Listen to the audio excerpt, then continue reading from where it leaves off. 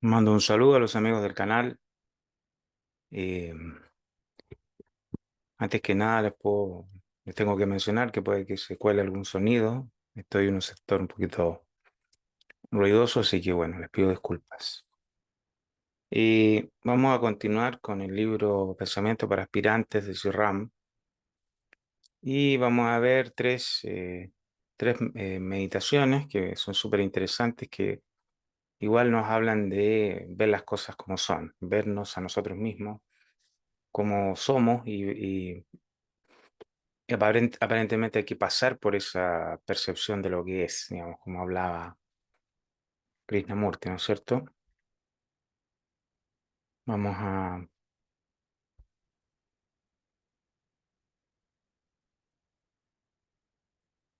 vamos a compartir.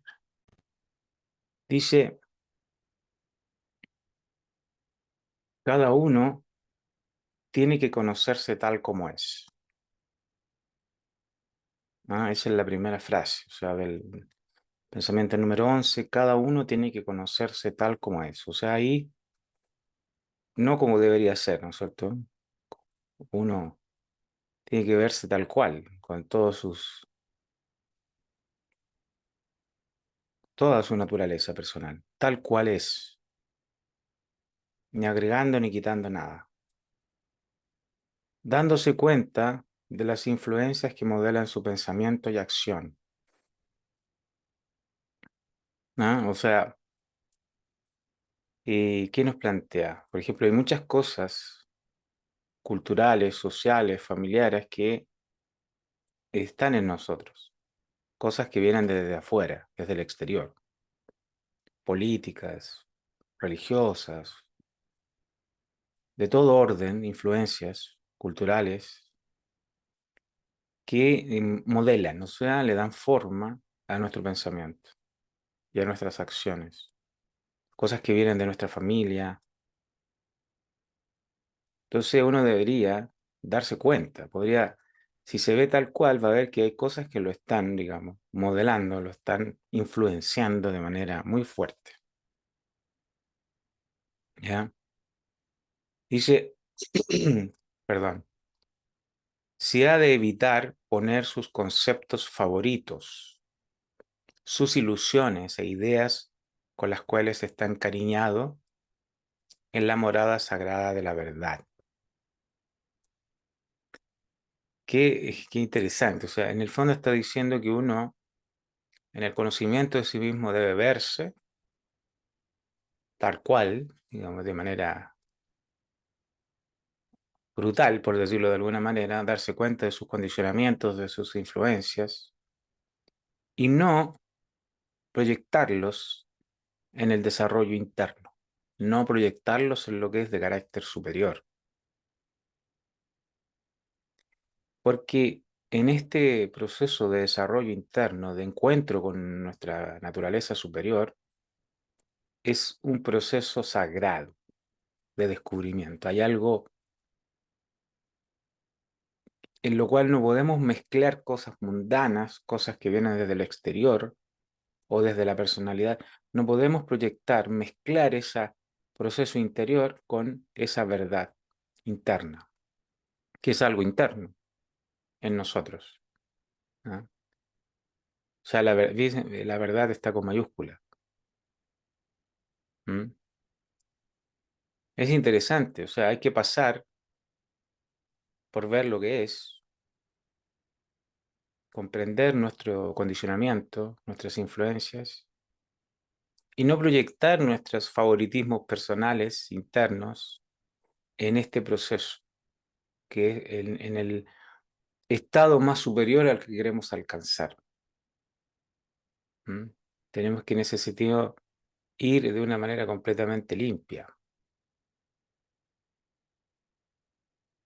Cuando ya se va progresando en el sendero interno, tenemos que dejar de lado todas esas, aquí usa la palabra, ilusiones e ideas con las cuales está encariñado. O sea, hay cosas que llevamos, con las cuales ya nos hemos encariñado de hace mucho tiempo, que estamos identificados.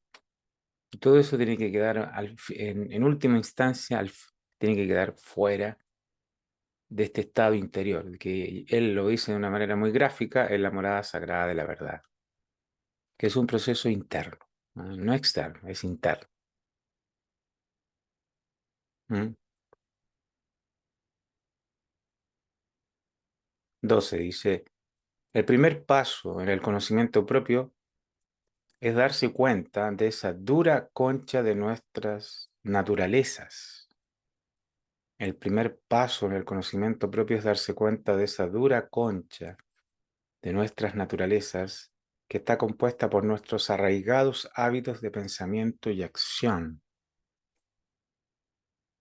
O sea,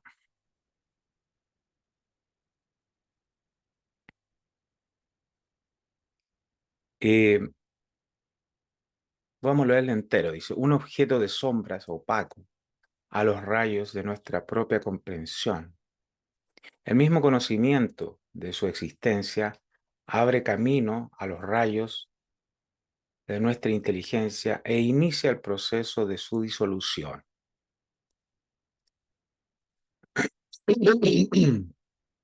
Perdón. Eh, esas tendencias, digamos, eh, en, en sánscrito es skandhas, ¿no es cierto? Esas propensiones, esas tendencias emocionales, de pensamiento, personales que se han cargado de energía, llevamos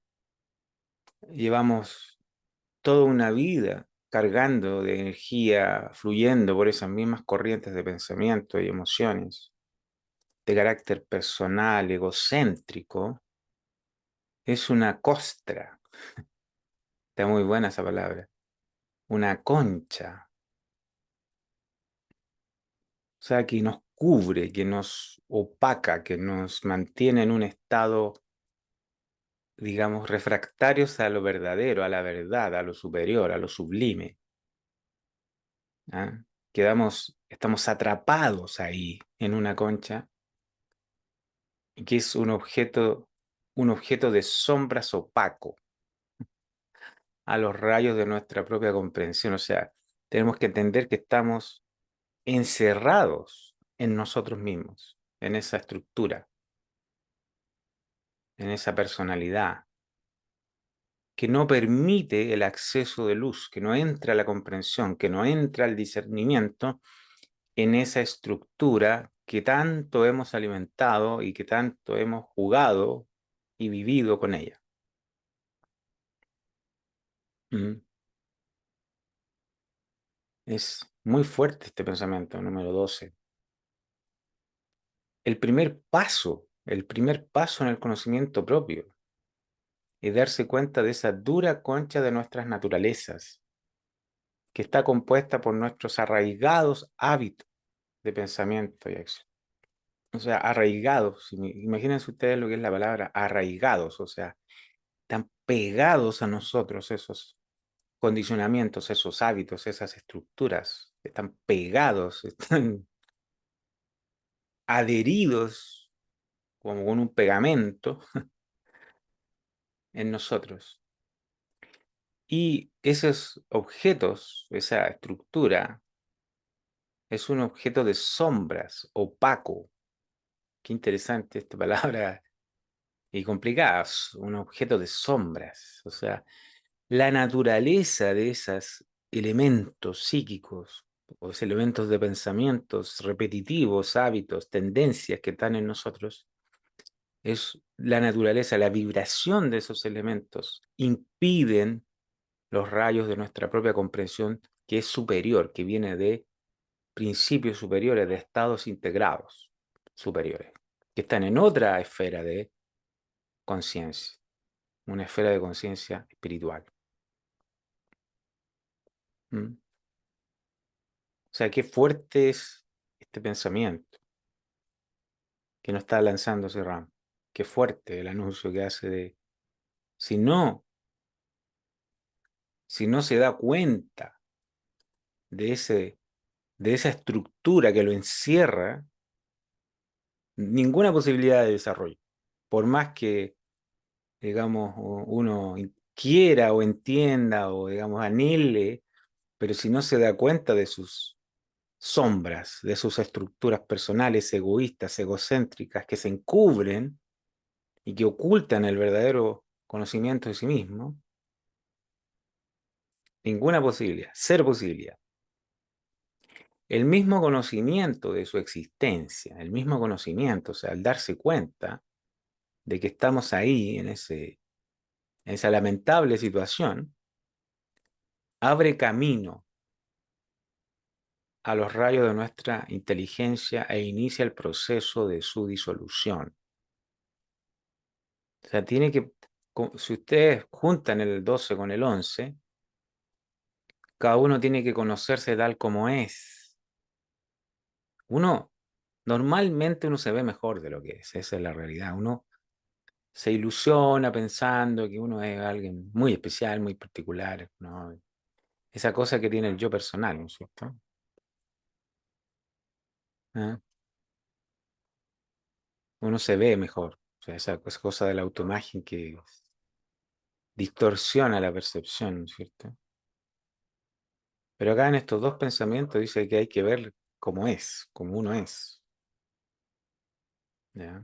Y hay que pasar por ese conocimiento de ver cómo es, de ver lo que es, ¿ya? Pero dice que si uno tiene percepción de eso, ese conocimiento de ver esa estructura, ¿no? El mismo conocimiento de su existencia abre camino a los rayos de nuestra inteligencia e inicia el proceso de su disolución, ¿no? No podemos evitar este proceso, pero si lo vemos, eh, se abre el espacio para su transformación, su disolución. O sea, aquí, conocimiento de sí mismo es el camino de disolución de la estructura de hábitos egocéntricos que nos tienen encerrados, atrapados en esta actividad personal. El 13 es un poco diferente, vamos a explorarlo. Dice, estar solo en la mente y el corazón de uno mismo. Estar solo en la mente y el corazón de uno mismo con una naturaleza no mezclada con el mundo, con una naturaleza no mezclada con el mundo, es ser uno con toda vida, ser uno con toda vida, responsivo a su llamado en cada forma. Excepto en tal soledad, no hay ninguna realización del ser. Qué fuerte ese rama, qué, qué, qué brutal. Eh, ¿Qué significa estar solo en la mente y el corazón? Quizá ya se fueron todos esos hábitos, todas esas estructuras que nos acompañan durante la vida, que son todos esos elementos de pensamiento y emoción que hemos alimentado, esas tendencias que hemos alimentado durante toda nuestra vida, y se dice vidas que vienen con nosotros, escandas, tendencias, hábitos, pero ya no están. Entonces está solo, en esa integridad, en ese estado, en ese centro, donde la mente ya no tiene esos elementos, han sido diluidos, transformados. Y ese estado de soledad, paradojalmente, es el estado de totalidad. Ya no hay división o fragmentación, porque esos elementos, esos hábitos de pensamiento son divisivos, son fragmentarios, son egocéntricos, son como que nos encierran en nosotros mismos. Entonces esa soledad no es aislamiento, no es que hay un yo ahí que esté solo, no, es la soledad de todo ese pasado, todos esos elementos, todos esos contenidos se han ido y la mente está en ese estado de integridad, de autonomía, de independencia. Estar solo en la mente. Ya no nos acompañan esos elementos. ¿Mm? Y el corazón de uno mismo, estar solo en la mente y el corazón de uno mismo, ya no está el pasado y todo su condicionamiento,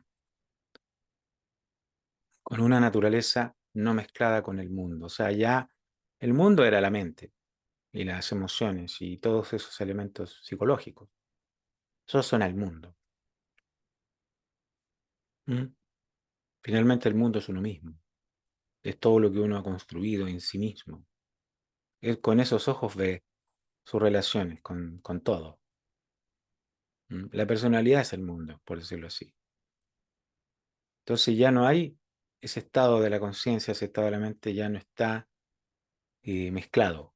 Ha sido purgado, ha sido diluido, ha sido transformado, ha sido purificado. Todo ese estado mental. Y al estar puro y limpio, puede ser uno con toda vida. Ya no hay elementos distorsionantes, fragmentarios, divisivos, elementos de bajo nivel, digamos, que puedan distorsionar ese estado de percepción superior. Entonces ya se entra en un estado de unicidad, de no fragmentación.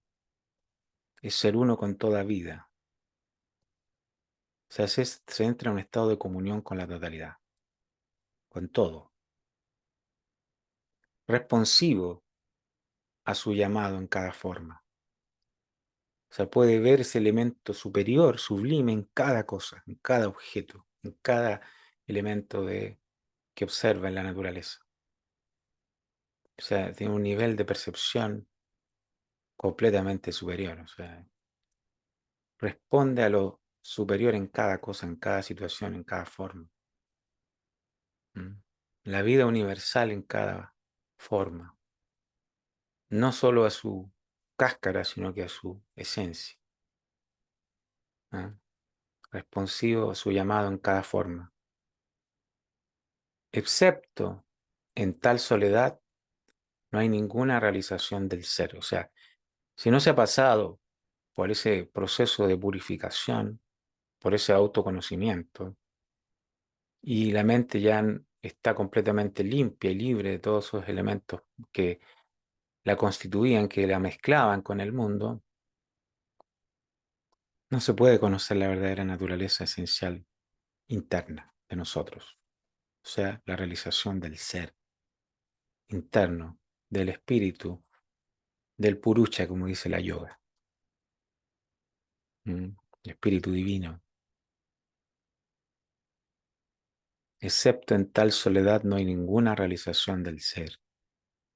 O sea, para que veamos cómo es esto, la exigencia de la vida espiritual no es un asunto sencillo, no es un asunto eh, de sentarse a meditar un par de minutos, de hacer unas buenas obras, que no está mal, ni sentarse ni hacer buenas obras, no, no estoy diciendo que eso. Pero de lo que está hablando acá es de una completa purificación de toda nuestra personalidad, de todas sus dimensiones, hasta que esté completamente la mente y el corazón, no tenga ningún elemento mundano. Eso está diciendo Serapis. Estar solo en la mente y el corazón de uno mismo con una naturaleza no mezclada con el mundo. Y no se refiere tan solo al mundo, digamos, más denso, porque el mundo, desde el punto de vista de la personalidad, hay elementos sutiles que son egocéntricos, que son egoístas, que son personales, que son vanidades o actividades de la mente que muy sutilmente se autorrefuerzan. Digamos, hay elementos sutiles de egocentrismo. No, digamos, hablar, por ejemplo, solo de la violencia, del odio, el resentimiento, esos elementos son crudos, son fáciles de ver, son básicos, se pueden percibir fácilmente cuando uno está enojado, cuando uno... Pero esa naturaleza mundana es tiene elementos muy sutiles, difíciles de ver, de discriminar, de observar, de darse cuenta. Todos tenemos una vanidad, una autoimagen que la personalidad, que el yo quiere sostener hasta el final, a toda costa, digamos. Pero nada de eso debe quedar, según lo que nos está planteando Serrano. Nada de eso debe quedar en la morada sagrada de la verdad, como dice en el 11, ¿no es cierto? Nada debe quedar, nada, absolutamente nada. Todo debe ser transformado, mutado. Tiene que haber en ese sentido un antes y un después, una ruptura con todo el pasado, como diría Krishnamurti, con el contenido total de la conciencia. ¿Mm? Y Krishnamurti sí también hablaba de ese estado de soledad, que es integridad, donde no hay pasado fluyendo, ¿no es cierto? No hay devenir fluyendo, como diría Krishnamurti. Excepto en tal soledad no hay ninguna realización del ser. Esto para pensar, como para sacarse ilusiones, aires de grandeza que muchas veces uno tiene. Es muy finito el espacio por donde hay que pasar, porque todo tiene que quedar atrás, todo tiene que quedar fuera de la morada sagrada de la verdad. ¿Mm? Muy interesante estos tres pensamientos de Sirram para meditarlos con relación al sendero espiritual, al autodesarrollo, al autodescubrimiento, al descubrimiento de la realidad, de la verdad. Mando un saludo, espero que estén muy bien y nos encontramos en un próximo podcast. Muchas gracias.